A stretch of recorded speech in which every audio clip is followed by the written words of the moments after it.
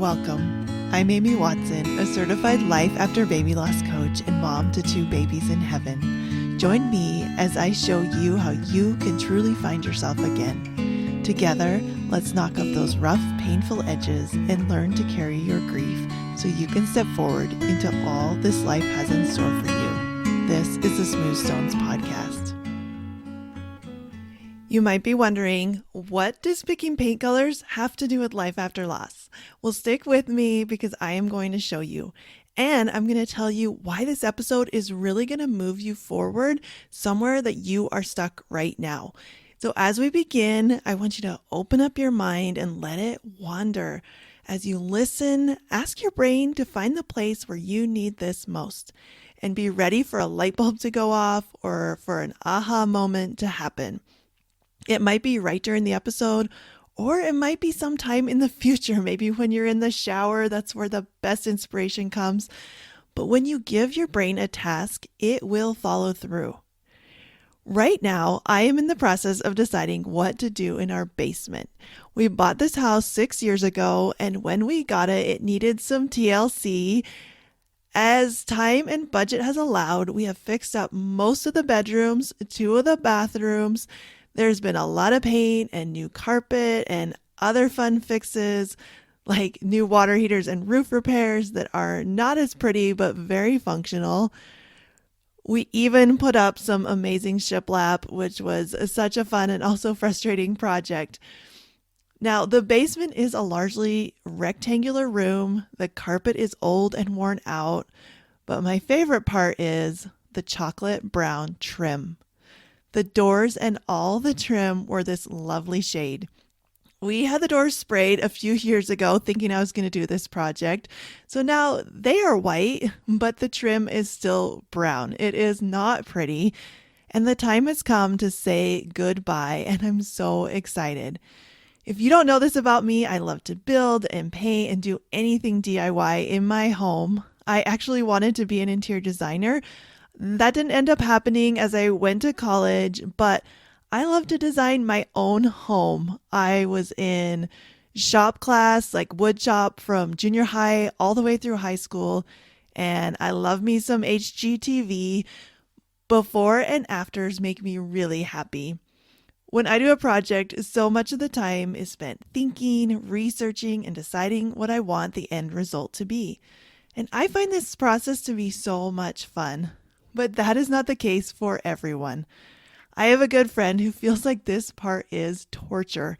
She second guesses everything and spends so much time not being able to decide. Where I go look at paint chips with joy and excitement and confidence, she goes in with dread and uncertainty, and she probably brings someone else along to tell her what to choose. So what is the difference? Am I just naturally better than her at picking paint colors? Was I born with something that she wasn't? Nope. The only difference between how she feels and how I feel is how we think about ourselves.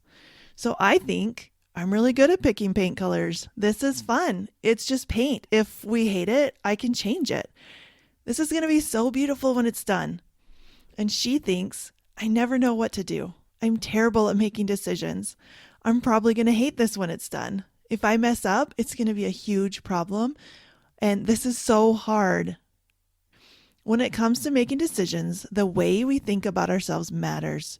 There's nothing like projects around the house to bring up these insecurities and frustrations. But I've got the secret to how to be more confident in everything you do so you can get things done. Can you see how my friend talks to herself? Where in your life are you in this boat? It could be something in your relationships, your job, your parenting, your grief. It could be deciding to have another baby or not. And if you are in that boat, don't forget, I have an ebook. It's $9. You can go to smoothstonescoaching.com/ebook. And it is a workbook. It will work you through this entire question so you can make this decision. But this will show up anywhere. I'm going to point out a few ways that we criticize ourselves and what the results are, and then I'm going to tell you how to get your confidence on. First, notice how my friend makes the paint mean something about her. She makes the amount of time it takes her to decide mean something too. Each of us is innately whole and valuable. When a baby starts growing, it doesn't need to do anything to be loved. It just needs to exist. As lost moms, we know how true this is. But as we grow up, the world places expectations on us, and we start to believe that our worth is tied to our behavior, our looks, our age, our abilities. When we criticize ourselves, we often use messages we've internalized through our lives. It's good to be aware of that. But in coaching, we don't spend a lot of time going backwards to figure this all out. We start today and we move forward. So maybe you have a reason you criticize yourself, but you're an adult now. What do you want to do today? You always have a choice. Second, I want you to notice how my friend defers to others to make the decisions for her. This comes from insecurity. It's easier to just let someone make choices for you because then you don't have to expose yourself to potential criticism. It's a subtle way we give away our power, and it actually doesn't feel good. You may see this in your relationship where you really want your partner to be on the same page as you, or you want to hash out everything until you agree. Now, I am all for communication, but notice this. Everything we do is because of how we think it will make us feel. My friend thinks that picking paint with her husband will make her feel confident. But what I see is it leads to a lot of unnecessary drama, especially if her partner doesn't care that much. And you can see that come up a lot in wedding planning, right? It also comes up when you defer to strangers on the internet or your friends and family to make decisions for you. All of that comes from being afraid you can't do the right thing. It comes from believing that I don't know is true. But I don't know is never helpful, and it's not true. You do know, you just might be afraid to go with what you want, right? We often want everyone's approval, and that is people pleasing. Now, you might not connect asking someone for help or advice when you decide paint colors as being people pleasing, but it is. Where are you doing this in your own life? Where are you not even connected with what you want? It's like Julia Roberts in Runaway Bride with the eggs. And if you have not watched that movie, you have to go watch it. The third thing that happens is thinking that decisions are permanent. We make something today mean something about the future. Notice how when I let go of my paint color being permanent, I can be much more decisive and confident. When we were first married, my husband asked me to cut his hair because we had no money and he was in the military and he needed his hair in that short military cut. And I was nervous. I'd never even used clippers before. And 20 years ago, you couldn't just go to YouTube for a tutorial.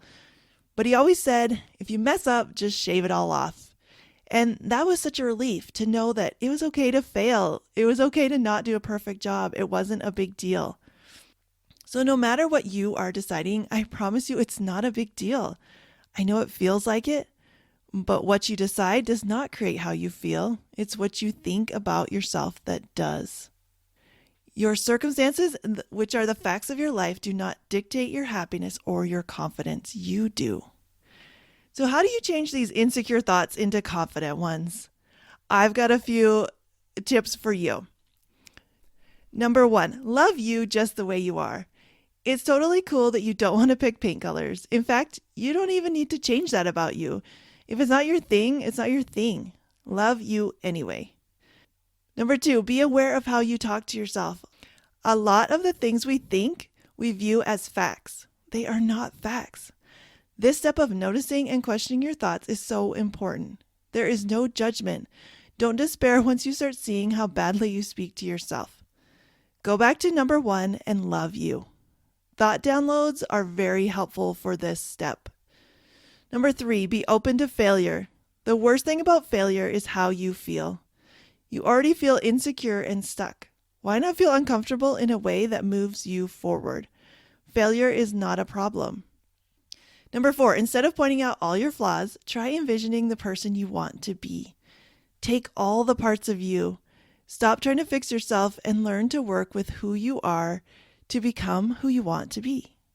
And number 5, be you. Your only job is to be the youest you that you can be, and you are already incredible. And lastly, other people's thoughts just tell you something about them. They don't mean anything about you. It's all just information. You still get to choose how you react and what you make it mean. Oh, and I'm just kidding. I have one more bonus tip. Your grief experience is a superpower, not a liability. How can the perspective you've gained help you let go of the small stuff that used to seem so important, but now you wonder why it mattered so much? Maybe you questioned yourself before your loss, and now you see that using that against yourself, use it to be much more confident moving forward. You now know some of the deepest pain, and it hasn't killed you. The pain of picking the wrong paint color is easy peasy compared to that. What else has grief taught you that will help you be kinder to yourself, especially as you make decisions? Okay, now, once you've recognized where you're holding yourself back and you've started loving yourself and being open to failure, you are ready to start picking metaphorical paint colors in your life. I want you to ask yourself these questions. How can it be fun? How can it be drama-free for you inside? People around you are going to do what they are going to do, but you are going to be cool as a cucumber. How can you be 100% confident, even if people question you or give you feedback? Now, my coach tells a little story about pouring a glass of water. If I asked you to pour a glass of water, you would absolutely be confident that you could do that. You wouldn't even question it. In fact, you wouldn't even really think about whether or not you could do it. And even if you spilled, you probably would just wipe it up and keep on going. You wouldn't make it mean that you are a failure at pouring a glass of water. But why are you so confident? Well, it's because ever since you were small, you've been practicing and believing that you could do it. And at first, it's hard. We've all watched a toddler who wants to do it themselves struggling.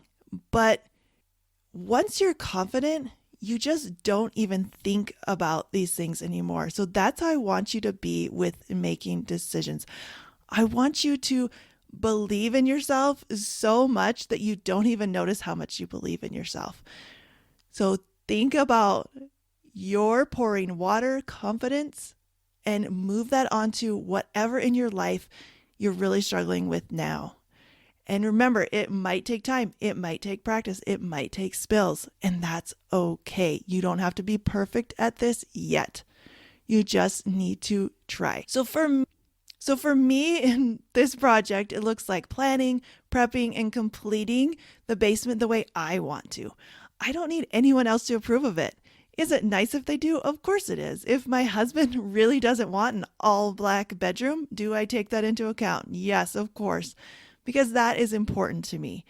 But there isn't any drama or hurt feelings because my mind is managed and I take care of my heart. So please be kind to yourself. If you're feeling a light bulb right now that your relationship with you is impacting a lot of your decisions, please go in the show notes and sign up for a connection call. As we work together, we will take this to the next level and really help you build your confidence so you can get what you truly want. And don't forget to follow me on Instagram. I'm at amy.smoothstonescoaching. I'll be jumping into this basement project soon, and I'll probably post a lot about it in my stories. I am so excited to finally say goodbye to these last bits of chocolate brown trim in the house. And I will see you next time. Be kind to you. Are you tired of feeling like your baby's death was somehow your fault? Go to smoothstonescoaching.com and get my free mini course, How to Stop Blaming Yourself After Loss.